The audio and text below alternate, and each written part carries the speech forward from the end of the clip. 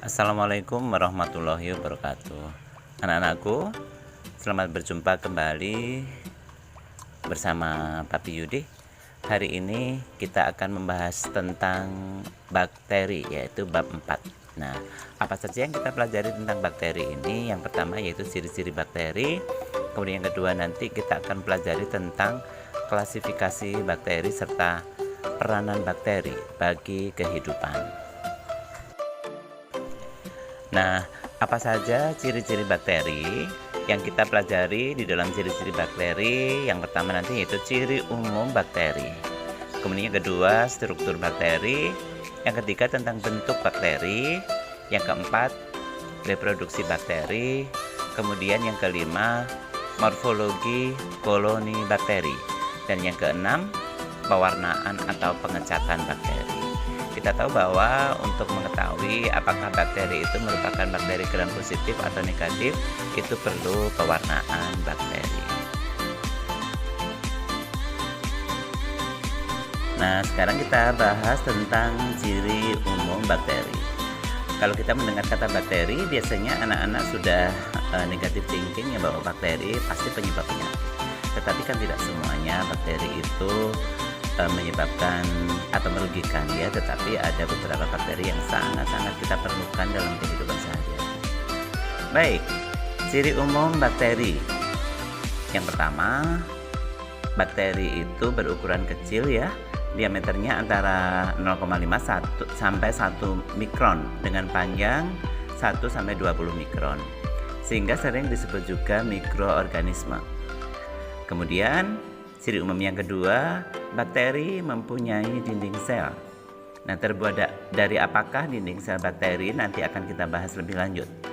Kemudian yang ketiga adalah bakteri hanya dapat dilihat dengan menggunakan mikroskop karena memang mikroorganisme. Kemudian yang keempat, ciri umum bakteri adalah bakteri bersifat uniseluler. Uni itu satu sel ya, sel berarti terdiri atas satu sel. Kemudian ciri umum yang kelima, bakteri bersifat prokariot atau prokariotik. Artinya bakteri itu belum memiliki membran inti. Jadi walaupun sudah punya inti atau nukleus, tetapi nukleusnya itu tidak dibungkus oleh membran. Kemudian yang keenam, ciri umum yang keenam, bakteri bersifat kosmopolit. Apa artinya? Kosmopolit itu habitatnya meliputi daerah yang sangat luas ya, bisa di udara, di darat, di air.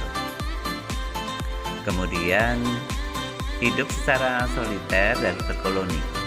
Maksudnya bisa hidup sendiri-sendiri, bisa juga berkoloni atau berkelompok.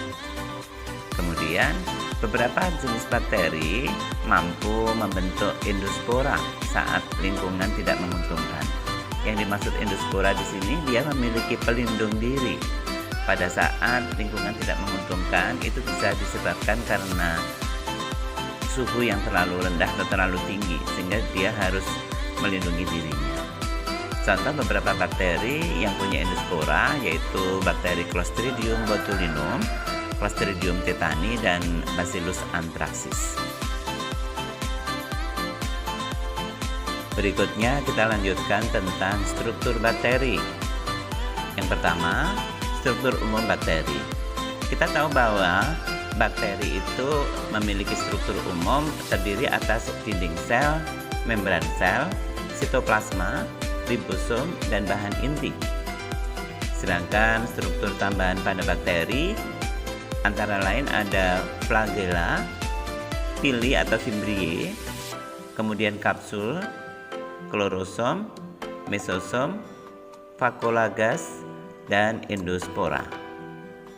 Nah, kalau ingin mengetahui lebih lanjut dari struktur bakteri ini, bisa diamati gambar sebagai berikut. Nah, dari gambar yang ada, anak-anak bisa lihat bahwa struktur bakteri secara umum dibedakan menjadi dua, ada struktur luar dan struktur dalam. Struktur luar terdiri dari dinding sel, kapsula atau kapsul, membran sel, flagella yang bentuknya seperti ekor itu, dan pili. Pili berupa rambut-rambut pendek, ya. Sedangkan struktur dalamnya ada sitoplasma atau cairan sel, kemudian ada nukleoid, itu seperti nukleus saja. Kemudian ada ribosom dan juga ada plasmid.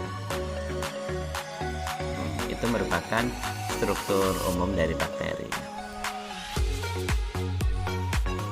Nah, anak-anakku, mohon maaf untuk kali ini mungkin sampai itu saja yang bisa Papi sampaikan karena waktu kita hanya 30 menit ya. Semoga kalian bisa sedikit memahami terkait dengan bakteri, terutama untuk ciri umum dari bakteri. Sekian dulu, terima kasih atas perhatiannya. Apabila ada kekurangan mohon maaf yang seterusnya. Tapi akhiri, wassalamualaikum warahmatullahi wabarakatuh.